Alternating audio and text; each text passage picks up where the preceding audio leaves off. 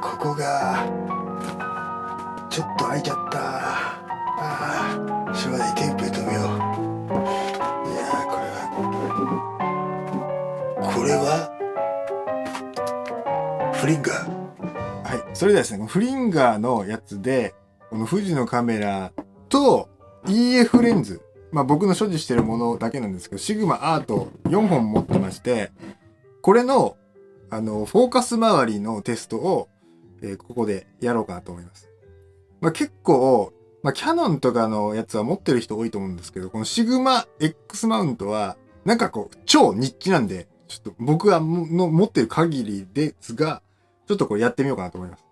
これ、一世代前のシグマのラインナップなんです。今出てるミラーレス用の DGGN とは違くて、DGHSM アートなんですよね、これね。4本とも全部。EF マウント。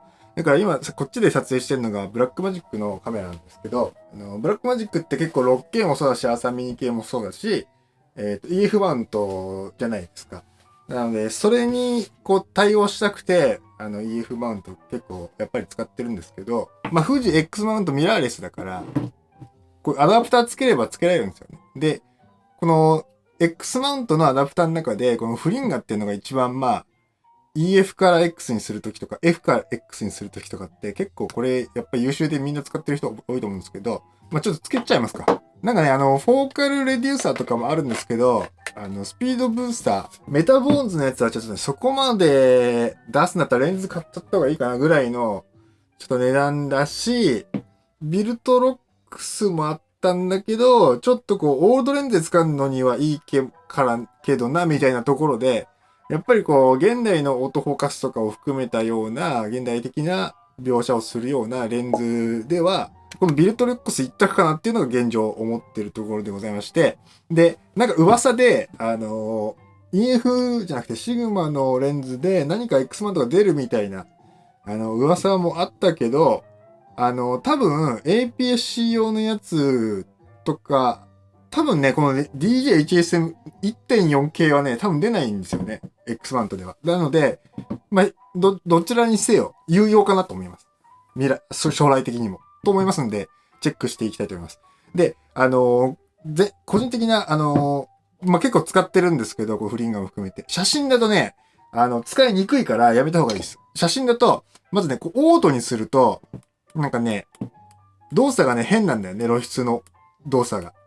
なんか絞りが開くタイミングとシャッターの、押すタイミングがおかしいし、あとなんかね、ちょっとね、ボディ内デブレ補正とかと干渉して悪い、ブレが起こるんで、基本的にスチルでは使わないようにしましょう。と思います。はい。ボディ内手ブレ補正をオフと、あとマニュアルモードでのみ使うみたいな方法が良いです。で、もう一つは、コンティニアス AF は基本的にどれもあんまり芳しくないんで、これもAF シングルで、こう AF、親指 AF でこうプッシュして合うみたいな、全部そういう感じだと思ってください。はい。コンティニアス AF は基本的に全部あんまり使えません。ね。もう一つは、14mm と 24mm は、結構広角だから被写界深度深いっていうのもありつつ、結構いいです。これだったら、サイズ感もジンバルに乗るかなみたいな、これとこれでジンバルに乗るかなみたいなの含めて、これ28じゃなくて24を僕は選んだんですけど、これ結構この辺はね、広角はね、結構ね、コンティニュアスいけそうだなぐらいは、いけるって感じの、感じです。ただし、これは 40mm でこれが 85mm なんですけど、こっちはね、もうね、ワンプッシュしか絶対使えないですっていうのと、手ブレ注意っていうの感じ。ボディ内 IS と絶対組み合わせない方がいいです。なんかね、誤動作があるなっていうのが、全体のあれですね。で、ちなみに、85、40、24、14って言って、ちょっと僕はそのフルサイズのセンサーだったり、中盤、下手したら、これとか中盤でも使える、GFX でも使えるかなみたいなのがちょっとあるっぽくて、それで僕はその DGHSM でやってんですけど、スーパー 35mm 系とか IPS-C 系で、動画で言ってる人、フルサイズにもいかねえよって人は、ズーム2本にしちゃった方が多分いいですね。1.4 欲しかったんで僕は、そのアーサーミニのこの第一世代って、ISO 1600なんですよ、マックスが。だから絶対 1.4 はないとしんどいかなとかって思って僕は 1.4 をこう揃えていったんですけど、まあでも振り返ってみると、18、35と50、100で全てこと足りるなっていうのが所感です。サイズ感も変わらないし。うん。18、55はまた別で欲しいなとかって思ったりしてます。やっぱり。まあもうね、ミラーリスが主戦場になってきてるんで、だんだんこう EF マウントってこう、なんだ、あんまりかなみたいに、まあ、なっちゃうのかなっていうのは、まあ寂しいところではあるんですけど、このね、40ミリとかはね、かなりね、めっちゃいいっすよ。めっちゃすごいっすよ、これ。ボケも綺麗だし、6K とかで、まあ、18、55系もそうなんだけど、こう絞るとね、CG 化ぐらいになりますよ。で、85ミリも、これ DG-HSM も、昨日OX マーク見たら、オータスをしのいでる特典でございまして、相当なんかこれ、解像度高いっぽいですね。なんかでもそこの体感的にはね、まあ、それがね、あんまりね、分かってないんだけど、っていう感じなんです。性能的には申し分ない。で、これがちょっと甘いんだけど、MTF 的に見ると。でも、それも気にならない。なんかちょうどいいかなっていうふうに思う。で、使いやすいし軽いしっていう。これめっちゃおすすめ。24mm の。まあ、そんな感じの、はい、あれでございます。じゃあもうつけて、まずワンプッシュをそれぞれ全部見て、で、あとこっちにつけて、どうですかねっていう、やつをやります。AFC の、AFS をまず最初見て、こっちでこうやって AFS を見る形でいきます。はい。じゃあね、14からいきますか。で、動画の方でまず見るんで、てか動画の方ってだけ見るんで、IS モードは IB 数にしといて、で、ここ、今 14mm ついてるから 14mm で合わせます。で、ボディ内テーブル補正を作動させます。で、AFS にして、全部それでいきますね。で、ISO オートの、シャッタースピード100分の1秒。で、ここ AF オンにしてるんで、で、ここのオートフォーカススイッチを、AF にして、これ今、AF にするとこうやって、ここが動くんです。もう中でカタカタ言ってるんですよね。で、音もまあちょっとうるさいかなっていうのはある。で、こんな感じでフォーカスフレームを移動して、ワンプッシュ AF みたいなことをします。今ね、フォーカスフレームがね、固まっちゃったな。で、こういう誤動作があるんで、ほら、今電源を振ったんだけど、オフれてないみたいな。こういうのがあるんだよな。だからそういう時は、多分ね、レンズのね、この紙がね、良くない。ほら。まあ、ちょっとバグるんだよな。今来たけど。じゃあこれでレックいきます。14mm です。レック開始です。ここが、DJHSM の、まあ悪いところといえば、ここはね、カチャカチャ言うっていうところだったね。こうやって。音も、結構まあ、でかいかなって。ただし、これね、フォーカスいくじゃないですか、こうやって。で、マニュアルも一緒に使えるんですよね。こう、ワンプッシュしました。で、こっちをマニュアルにしとくんですよ。そうすると、こうディスプレイで拡大ができる。で、しながら、ここの、オートフォーカスができるっていう感じなんですよね。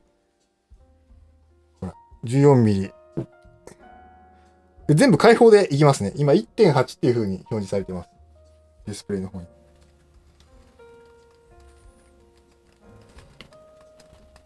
ほら、14mm はね、広角の方がね、結構早いんですよ。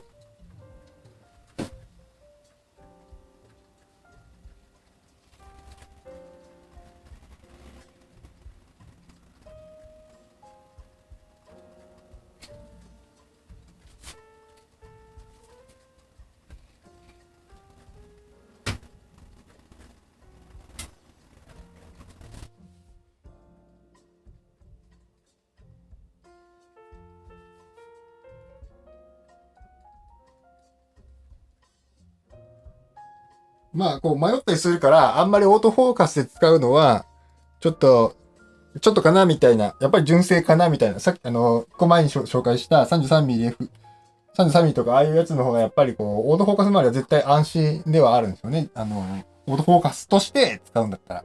特にスチールの場合も。ただし、こう、なんかレンズそんなね、あんまりこう、ゴーできない時もあると思うんで、併用する場合は、結構ね、僕は、とか2回目とかでね、やる時とかも、同じこれで、結構ね、動画はね、基本マニュアルで使う分には全く問題なくて、例えばシネマレンズと比べて、ここのフォーカスを、こうした時の、この回転角っていうのが、そのシネマレンズとかと比べると、ちょっとやったらちょっと結構いっちゃうから、シネマレンズとかと比べると使いにくいかなとも思ったんですけど、別にって感じですね。大丈夫かなって感じですね。はい。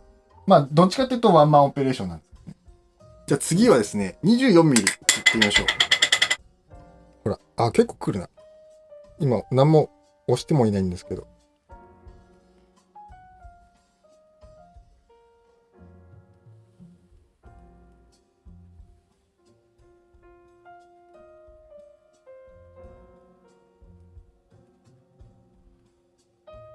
まあ、ただこういうシパ付きはあるんですよね、これね。こう、オートでやったな、みたいな。だからやっぱこう、結局、まあ動画で使うとき、そのマニュアルで、行くしかないな、みたいなところではあるんですよね。なんか結構早いんですよね。カタカタ来るけど。うん。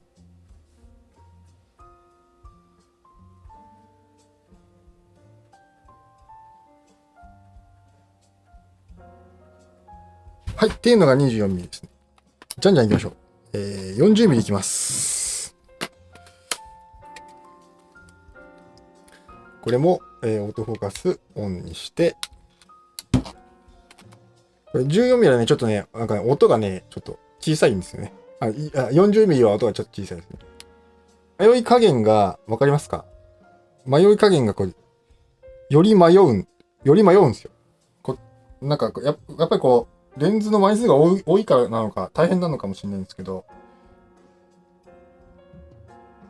ちなみに、富士の、ボディの方の設定で、AF のトラッキング速度と、あと、対象のロックオン速度って変更できると思うんですけど、それを変更しても、フリンガー的には特になんともしないです。結構迷うんですよね。だから、これだともうオートフォーカス的な使い方は、ややしんどいかなみたいなのはある。これとか今来ない。来ないから、マニュアルでもうやっちゃうんですよ。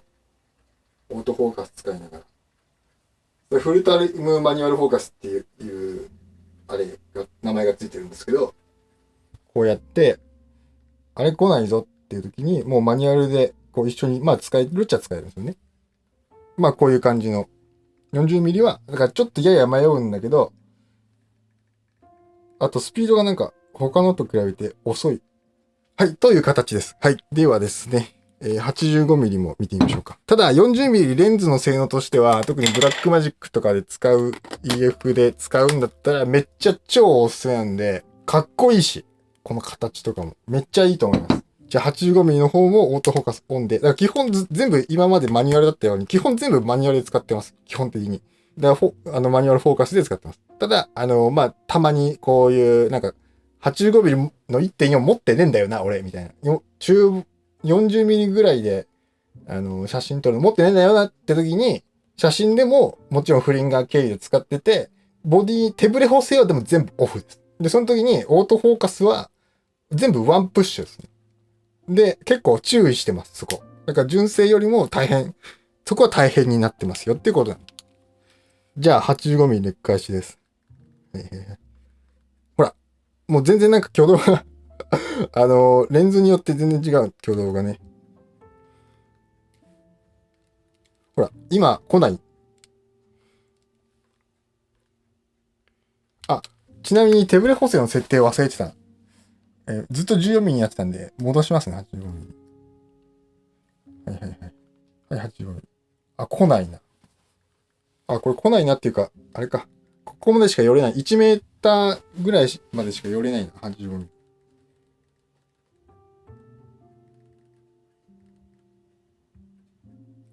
ほら、来ないときに、こうマニュアルフォーカスで合わすと。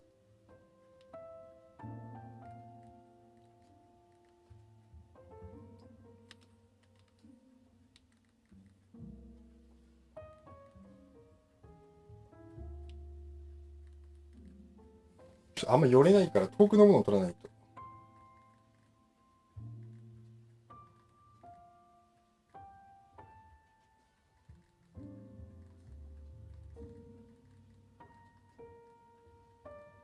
ああ、やっぱ画質いいな。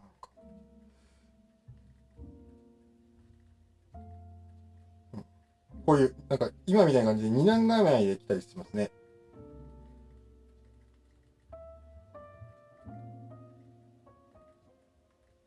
こういう感じの。ただ、来ないわけじゃないから、なんていうんですか、一箇所にピントを合わせるっていうやつだったらいけるんですよ。ただし、こう、フォローしたりするのとか、っていうのはもうやっぱりマニュアルで使うのがよしっていう感じですね。ただし、使えないわけではないので、やるしかないっていう感じですかね。まあやっぱりだから、純正にはやっぱ負けるけど、使ってみたいとか、うん。まあちょっと借りて今回は使ってみたいとか。あとブラックマジックとか他のやつと、統一したいとかっていう時に、複数のカメラを使う、まあ僕のような、こう偏屈ものにとっては、えーそういう感じではあるんですよね。はい。そしたら今度は、ちょっと三脚に据えてですね、オートフォーカス AFC 的な、フェイストラッキング的なことを、ちょっと見ようかなと思うんですけど、今 14mm ですね。結構ね、でもね、14mm はね、こう手持ちでこうやって自撮り的にこうやって使うので、結構来るな、みたいな。早いな、みたいに思ってたんですよね、最初。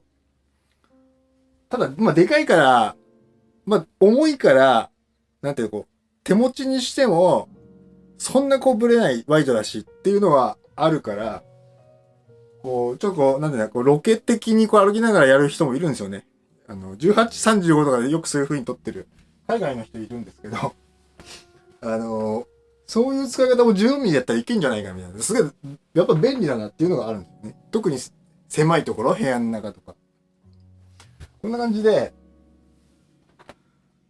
14ミリ結構、まあ今来てないけど、結構ね、いけてる感じはあるんですよ。うん。フェイストラッキング的な、そういうフォーカスも。はい。じゃあ、次に行きましょう。はい、24ミリですね。やっぱね、反応がね、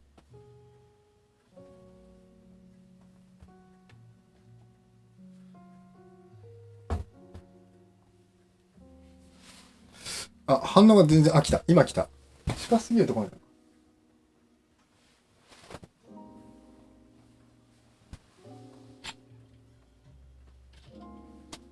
反応が悪いな。24ミリ。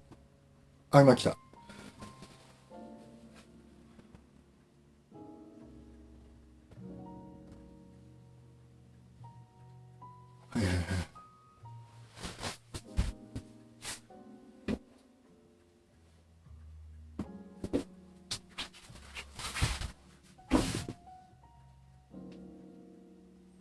まあこんな感じでシパシパ言うんですよね。はい。じゃあ40ミリいきましょう。で、この辺になってくるともう重いんで、絶対レンズサポートないと怖いんですよね。もう40ミリ。レンズのサイズがもう望遠レンズかみたいになってくる。結構。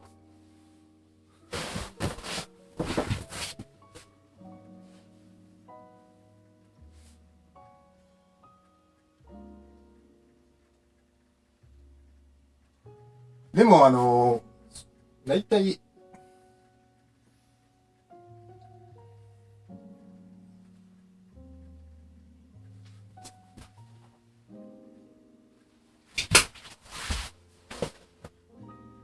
結構でもいける感じはあるな。いける感じある。さっきの24ミリよりもいける感じある。あれ ?24 ミリ、いい感じのはずだったんだけどな。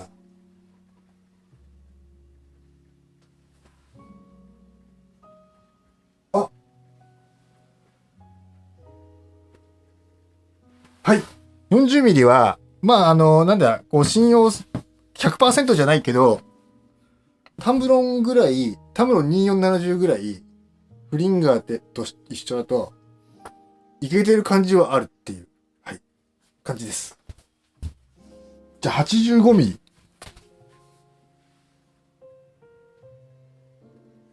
ああ、ちょっとこう、カクつくけど、来るな。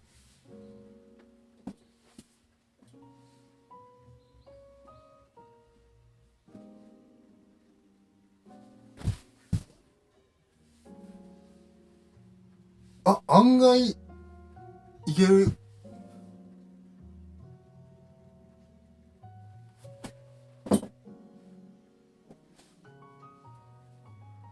いや、なんか、八丁味、いいっすよね。あんまりこう、普段使いはあんまり使えないんだけど、やっぱりこう APS-C とかスーパー35で使うと、1.5 倍クロップくるから、こう、望遠85ミリね、135ミリみたいになるんですよね。フルサイズで言うと85ミリって。だからね、このね、立体感としては、こう人撮るときはね、一番いいはずなんですよ。あ、まあちょっとシパシパするけど、だからフリンガーすごくないですか？はい。これは最大のはずなんだ。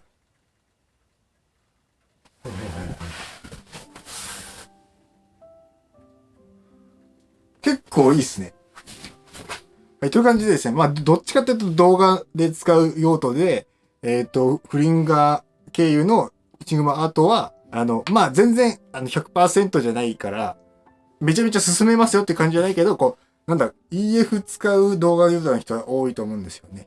まあ、そういう方のね、参考になればいいかなと思いました。はい、ただ、やっぱりこう、複数のマウントで揃えていく系は、結局のところ、楽しいんですけど、進めはしないっす。こんな感じでテストばっかりするのが超好きな人。はい。こう、いじってこう、どうだろうな、みたいなやるのが好きな方は楽しいと思います。ただ、こう、あんまりその機材周り別にみたいに、そういう人にまで進めるあれはないっすね。ただ、その僕はその富士は富士でメーカーとしてめちゃめちゃ好きだし、シグマはシグマで、超面白いから好きなんで、その二つをちょっとね、言っちゃってるんですけど、ね、繰り返しになりますけど、もしかして2020年、21年買ってよかったものを、これと、これかもしれない。この二つはね、かなりね、14ミリと40ミリはね、40ミリはね、1835を持ってる人も1個あると1.4だから。14ミリはかなりいい。かなり、解像度も、もう、MTF もね、もうマックスみたいな感じだから、今から買ってもこれは性能的には全く申し分ない。で、今見たら、85ミリもやっぱりこう、使い方によるかもしれないけど、かなりね、やっぱもっとちゃんと、もっと使いたいですね。で、24は、これはね、僕はジンバルに乗せるかな、みたいな。しかも小型の方の、あんまりでっかくないジンバルに乗せるかなと思って、富士とか、ミラーレスとかで。で、このサイズ感ちっちゃい24にしたんですけど、これはこれでね、僕も好きなんですよ。このちっちゃい、このサイズ感と。まあ、一回りもう違うんで、こっちそっちで。ね、もう40はね、動画の人は、これ楽しいから絶対買った方がいい。あの、記念に買った方がいい。使わないとしても。で、焦点距離的にも、使いやすいっす。